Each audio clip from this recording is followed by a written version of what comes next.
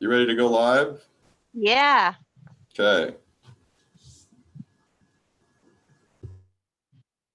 Hello, everyone. My name's Robin Hazard, and we're currently here at Morro Bay State Park. It's a pretty cloudy day today, but typically you'd be able to see a pretty large rock right here, and its name is Morro Rock. So here at Morro Bay State Park, I do outreach and education on marine protected areas. Does anybody know what that is? Go ahead and say that with me. Marine protected areas. Perfect. So it's a long couple words, right? But we like to shorten it and we'll say MPAs for short. So again, for those of you just joining on, my name is Robin Hazard. I'm an interpreter here with California State Parks, and we're currently here at Morro Bay State Park, which is on the beautiful Central California coast. Right now, I'm currently wearing a mask because I am in public, but I'm gonna go ahead and remove my mask and give you all a quick smile. I hope you're all doing well. I hope you're having fun with these virtual Junior Ranger programs that are Tuesdays, Wednesdays, and Thursdays at 10 a.m. And you can find us here on YouTube or on our Facebook pages. So if anybody has any questions or comments, feel free to add those comments and questions down below on our Facebook pages. So here at Morro Bay State Park, like I said, I do outreach and education on marine protected areas. So what are marine protected areas? Let's break up those words. Marine means ocean. So when you hear marine animals or marine ecology, this just means ocean animals or the ecology of the ocean. Protected means safe, right? Protected means safe. An area is basically a space or a place, right? So we have protected or safe spaces in the ocean. So marine protected areas, or MPAs, are safe spaces in the ocean. So you can think of these much like underwater parks. Underwater parks are so cool. They are much like our parks on land. So like a California state park, like I'm at right now, maybe a national park, maybe a provincial park, maybe a park down the street from your house. How many of you have been to a park before? Probably a lot of us, right? Parks are really, really fun. Parks are fun to go to. They're places that are wild, where you can see lots of wild vegetation, trees and plants, but also you can see lots of wildlife in these parks. Even if it's a park down the street from your house, you probably see different animals there than you might see in your own backyard. So I'm going to go ahead and show you a little picture.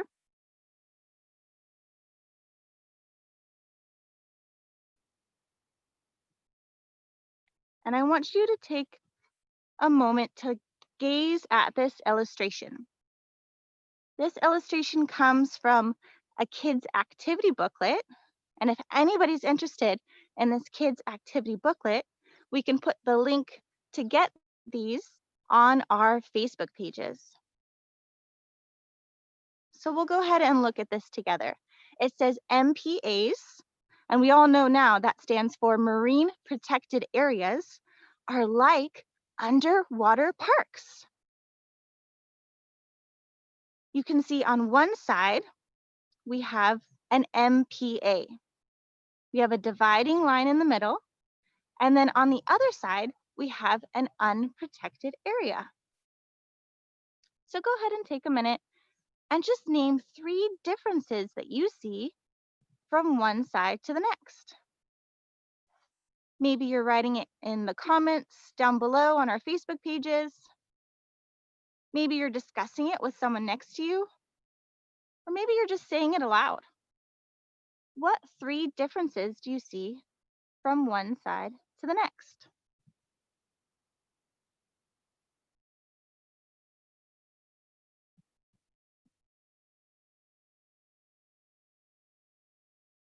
So some of you might have thought or said aloud that on the MPA side, we have a lot more life in general, don't we?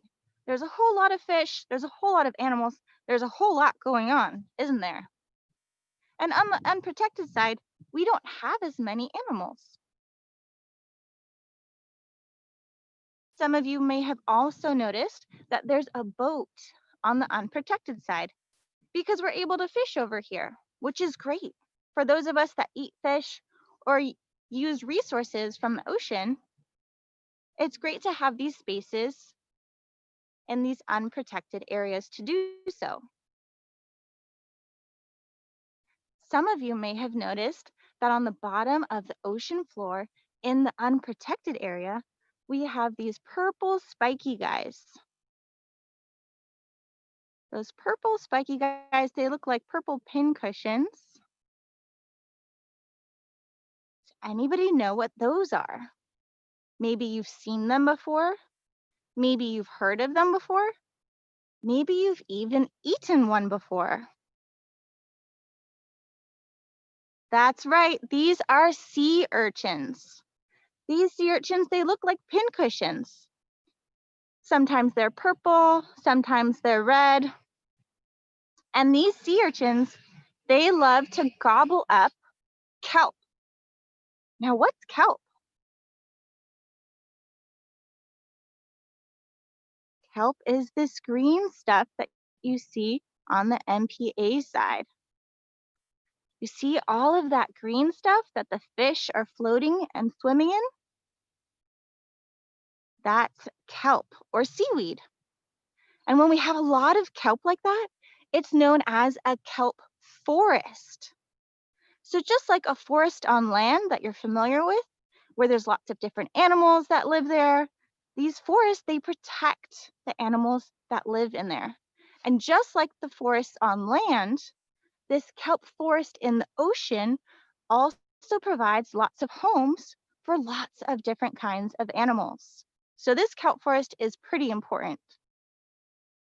But these sea urchins, remember, they like to eat the kelp. So why do you think we have more kelp and less sea urchins on the MPA side? Something must be eating all of the sea urchins. What do you think is eating all of the sea urchins on the MPA side? If you said it's this creature right here, you're right.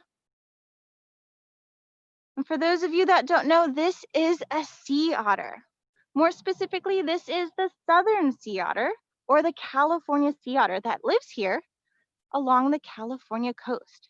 Here in Morro Bay, we have approximately 40 sea otters that call Morro Bay home, which is really, really cool. And this species, this sea otter, is really, really important because it serves as pest control. It eats all of the sea urchins, therefore saving the kelp forest, and therefore saving all of the homes that all of the different fish call home. So this sea otter is known as a keystone species. Can you all say that with me? Keystone species. This keystone species just means that it's really, really important for that entire ecosystem. It makes it so that all of the other animals are able to survive. I'm going to go ahead and show you another picture showing what these sea otters look like.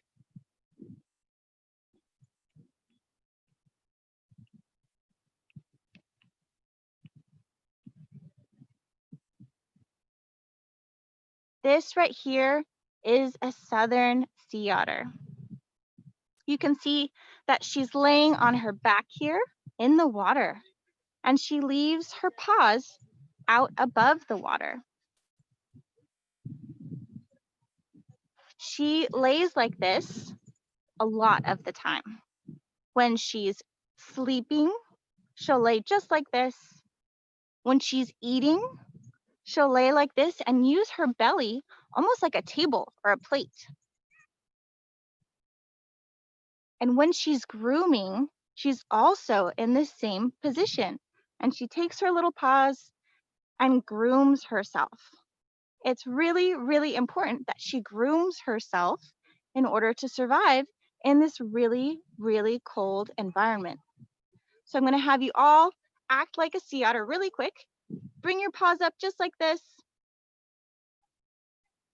And you're going to rub your face and your shoulders in tiny little circles.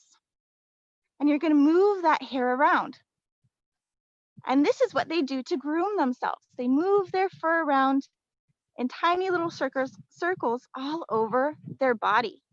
They groom themselves for 2 to 4 hours every single day. How many of you groom yourselves for 2 to 4 hours every single day?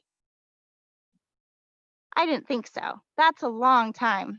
But these sea otters, they have to groom themselves because they have a lot of fur. And when I say they have a lot of fur, I mean they have the most fur in the whole entire animal kingdom.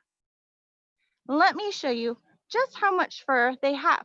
I'm going to have you all look at the back of your hand, and I'm going to have you draw an invisible square inch. Invisible square inch. It's about the size of a postage stamp, just like this. Go ahead and draw an invisible square inch. And I want you to look at that square inch, and I want you to think, how many hairs are on just 1 square inch of a sea otter's body? How many hairs do you think a sea otter has on just 1 square inch of its body? Go ahead and think about that. Maybe 100? Maybe 1,000? Maybe 100,000? Well, on just 1 square inch of a sea otter's body, they have 1 million hairs. 1 million hairs on just 1 square inch of a sea otter's body. Remember, they're the furriest animals in the entire animal kingdom. So they have a lot of hair. And they've actually adapted to have all of this fur in order to survive in this chilly ocean environment. Now, sea otters are marine mammals. And remember, marine means ocean. So these are mammals that are living in the ocean. We are mammals as well, but we're not marine mammals. That might be kind of cool because then we could live in the ocean, but we're land mammals. So these marine mammals, they have warm blood just like us. So can you imagine going out into this really, really cold, chilly water for an hour up to our necks? We would freeze. It would be so cold. And most marine mammals, they have something called blubber. Who's heard of blubber before? I bet a lot of you. Blubber is what marine mammals have. It's a thick layer of fat right underneath their skin. It kind of serves like a jacket, like the jacket I have right now. It's a thick layer of fat right underneath their skin that keeps them warm. So whales and sea lions, harbor seals, other marine mammals have this blubber, this insulation to keep them warm in the cold ocean water. But sea otters are the only marine mammal that don't have blubber. They don't have any blubber. They're just like us out in this cold ocean, freezing their little tushies off. But they've adapted to have something in order to survive in this cold ocean environment. Their fur. That's right. Their fur. That's why they're the furriest creatures in the entire animal kingdom, because they need to have that fur. They need to take care of that fur, remember, for 2 to 4 hours every single day in order to survive in this really cold ocean environment. So let's go back to our picture really quick.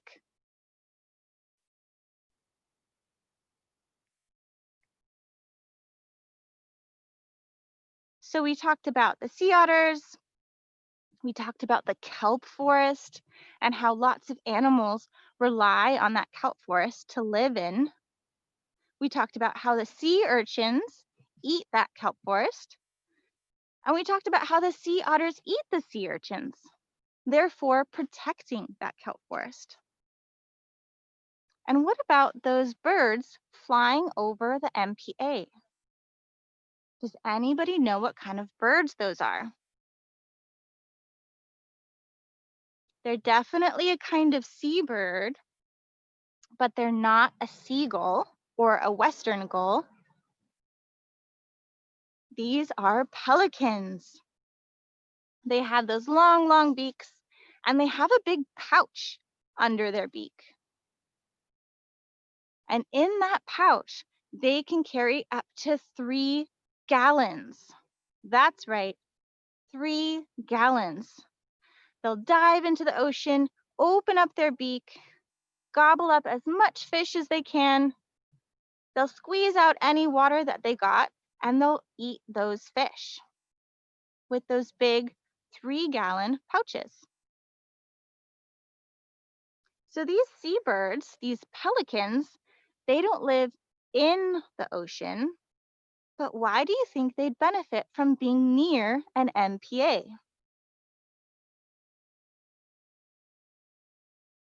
Because their food lives there, right? They don't live in the ocean, but their food lives in the ocean. So where there's more food available, that's where they're going to be. That's where the good grub is. So these MPAs are really helpful, not only for the animals in the ocean, but for a lot of animals that rely on the ocean, including us. So now I have a couple of guests, and I'm wondering if you're ready to meet them. Perfect. Okay, here's my first guest. Dun, dun, dun. This is my first guest, and this is a rockfish. This rockfish lives in an unprotected area. This rockfish is about as big as she's going to get, and she doesn't have that big kelp forest to hide in, remember? So she doesn't have that kelp forest to camouflage her or keep her safe from predators.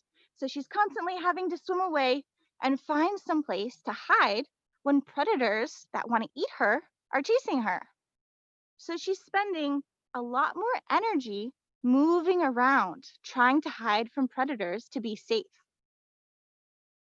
So this is about as big as she's going to get. So let's just say that this rockfish is going to lay eggs because that's what fish do. How many eggs do you think that this rockfish can have? I'll give you guys a couple seconds. Go ahead and think about it. Maybe discuss it with someone next to you. Write it in the comments below on our Facebook pages. How many eggs do you think that this small rockfish living in an unprotected area can have? All right, are you ready for the answer? This is the most important part of the entire program. I'm going to ask you for a virtual drum roll, just like this. Are you ready? All right, drum roll, please. This fish can lay 150,000 eggs. 150,000 eggs. That's probably a lot more eggs than you thought, isn't it? That's impressive for a tiny fish. But that leads me to my second guest. Are you ready to meet her?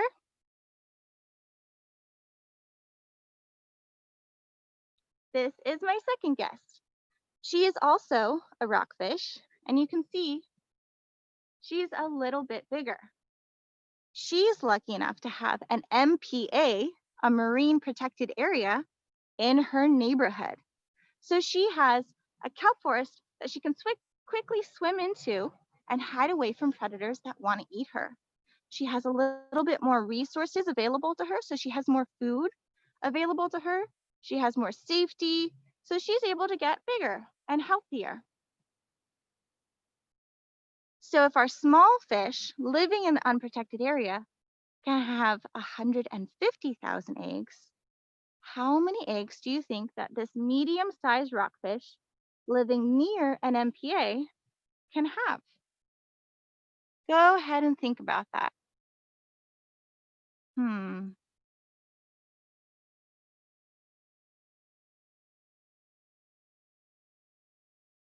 All right, you know the drill. Drum roll, please. This medium-sized rockfish can have 700,000 eggs. 700,000 eggs. That's a lot more eggs than the small fish, isn't it? And why was she able to lay more eggs? Just because she had a couple more resources available to her, right? She didn't have to swim as far to find shelter, so she wasn't spending as much energy swimming away, and she had a little bit more food available to her. So she was able to get a little bit bigger. And this leads me to my very, very special guest. Are you ready to meet her? All right. Da-da-da-da. This is also a rockfish, but this rockfish has a very special name. Her name is Boff. It's BOFFF, which stands for Big Old Female Fertile Fish. Can you say Boff with me? Boff. Perfect. That's her name. Her name is Boff, and she is a large, older female living in a marine protected area. So she's protected. She's living in a safe space. And she's able to get nice and big, as you can see. She has a lot of resources available to her, a lot of food, and a nice big kelp forest that she can hide in and camouflage herself so that predators don't see her and try to chase her. She is very lucky, and she is living the good life. Boff is as big as she's going to get. So if our small fish can lay 150,000 eggs, our medium-sized fish can lay 700,000 eggs. How many eggs do you think Boff can have? Think about that. How many eggs do you think Boff can have? She has a lot more resources available to her. She has a nice big kelp forest that she can hang out in and feel safe. All right, are you ready for the answer? Drum roll, please. Boff can lay 1,700,000 eggs. 1,700,000 eggs. That's amazing. That's a lot more baby fish than the others, isn't it? And that's just because she was able to have good food available to her, shelter, she felt safe, and she didn't have to spend a lot of extra energy depleting her of nutrients and energy that she might not be able to allow. So we'll go ahead and look at our illustration again. And now with our new information, envision all of those fish in the MPA. Imagine that they're all Boff. They're all big old female fertile fish. And each one of those fish lay 1,700,000 eggs each. That is so many fish, right? Do you think all of those baby fish are going to stay in the MPA? Or do you think that they're going to go elsewhere? All of those baby fish are probably going to go elsewhere, aren't they? They're going to spill over into the unprotected area. And this is known as the spillover effect. Can you say that with me? Spillover effect. When all of those baby fish are born in the MPA, they're going to spill over into the unprotected area. Because remember that this dividing line in the middle here, that's not a real boundary, right? There's no net, there's no fence, there's no wall. It's an invisible boundary. It's open water. So those fish are able to spill over into the surrounding areas of an MPA. And if we have more fish in the unprotected area, who do you think that's going to benefit? Do you think it's going to benefit the pelicans and other birds that eat fish? Yeah, it's going to give these birds a larger area to feast from, a larger area to get their food. And what about this fisher, this angler up here? Do you think it'll benefit this angler? Yeah, because they may be trying to run a business or feed their family. And if there's more food available where they're able to fish, they're going to be really happy. And what about all of you? How many of you eat fish? For those of us that eat fish, it allows us to have more food available to us, right? Yeah, and for those of us that don't eat fish, we use a lot of resources that come from the ocean. For example, how many of you brushed your teeth this morning? Now, I understand it's still kind of early, so maybe you didn't brush your teeth yet, but typically, most of us brush our teeth every day. And in our toothpaste, we have something in it that comes from the ocean. And it comes from that kelp that we saw, that big kelp forest. It's called algal. It's part of the algae family. And it exists in our toothpaste, something we use every day. Now, maybe some of you didn't brush your teeth this morning. Again, it's kind of early, but I bet most of you will answer yes to this next question. How many of you like ice cream? I know I like ice cream. For those of us that like ice cream, we also have that same component that's in our toothpaste that's also in our ice cream. Now, it's not gross. It doesn't taste like kelp ice cream or seaweed ice cream. It's just something that's in the ice cream that makes it be able to be the texture we want. And it all comes from the ocean. So for those of us that might not think we use resources from the ocean, even on a daily basis, a lot of us do. A lot of us rely very heavily on the ocean and its resources. So we talked about what MPAs are and how they benefit us, but what are ways that we can help our ocean every single day? I bet there's a lot of you out there that already practice things daily and maybe not even realize it. It might already be a habit of yours, something you practice consistently. Ways that I like to help the ocean is by practicing my 3 R's. Does anybody know what those are? Anybody know what those are? There's a little joke there. So those 3 R's are reduce, reuse, and recycle. So reduce means to reduce how much waste we create, right? Because a lot of the waste that we create usually ends up in the ocean. If we have trash on the ground, it ends up in our waterways and our creeks and eventually makes its way to the ocean. So by picking up trash, that can be a really, really helpful thing. But also by reducing how much waste we create can help out a whole lot. And then we have reuse. And I bet a lot of you have reusable items that maybe you use daily.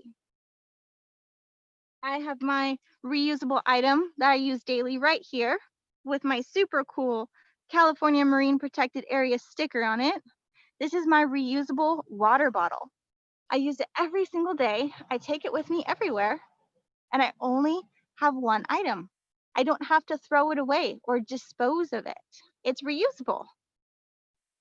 I bet a lot of you have reusable water bottles, maybe reusable bags. Maybe you even have a reusable straw or utensils that you take with you. And then the last one is recycle. And recycle is really important. Recycling something allows it to be repurposed into something else. So maybe a plastic water bottle that you have that you recycle, it can get melted down, molded into something else, and turn into something new. It allows it to have a new life so that it doesn't get wasted and thrown into a landfill. And there's a new fourth R. I'm wondering, anybody knows what it is? We have reduce, we have reuse, we have recycle, but what's the new fourth R? It's not Robin. The new fourth R is refuse. Now, what does refuse mean? Refuse means to use your voice and to refuse any single-use plastics. So maybe you're out with some friends and you're getting a soda or a smoothie and someone offers you a plastic straw. You can kindly say, no, thank you. Maybe it's a plastic bag, plastic utensils, maybe any kind of plastic packaging. You can kindly say, no, thank you.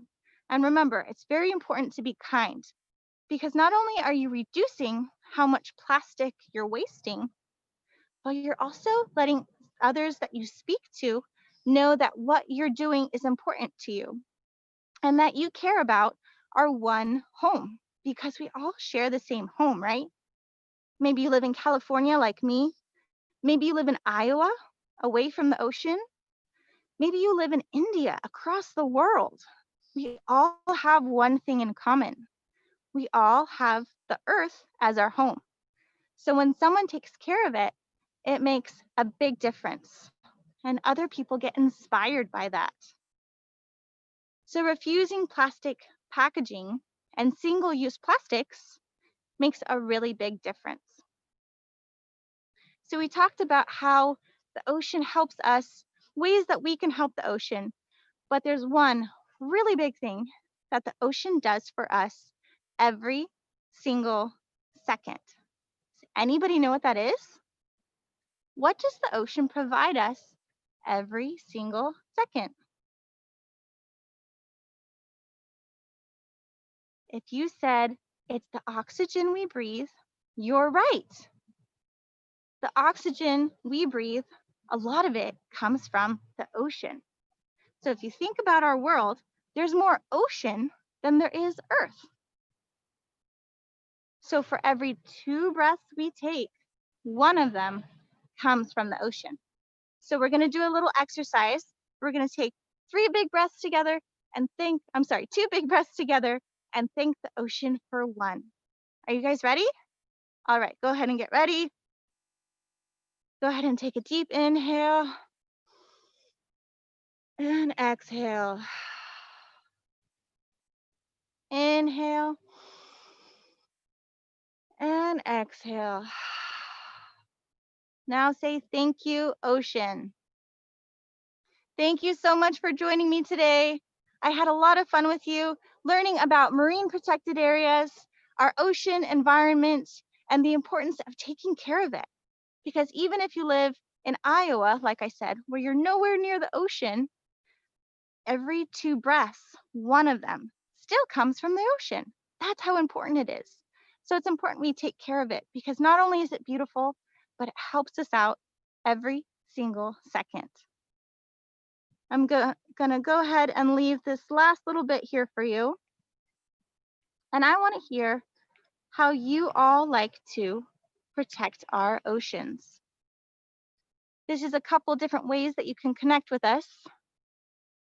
You may be watching on our YouTube page right now at San Luis Obispo Coast District, but you can also follow us along on Instagram Facebook, and Twitter.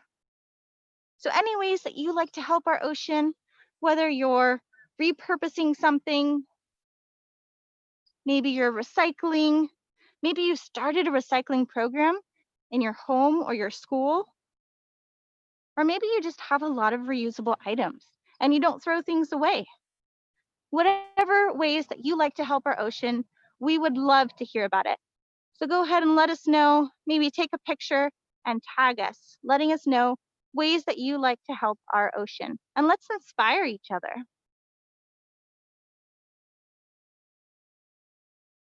Again, thanks so much for joining me here at Morro Bay State Park. It's a beautiful day. You can still somewhat see the rock. I'll go ahead and give you a quick little glance of where I am. I hope you're all having a beautiful summer. I hope you're taking care of yourselves, taking care of each other, and most importantly, staying kind. Thanks everyone, and see you tomorrow.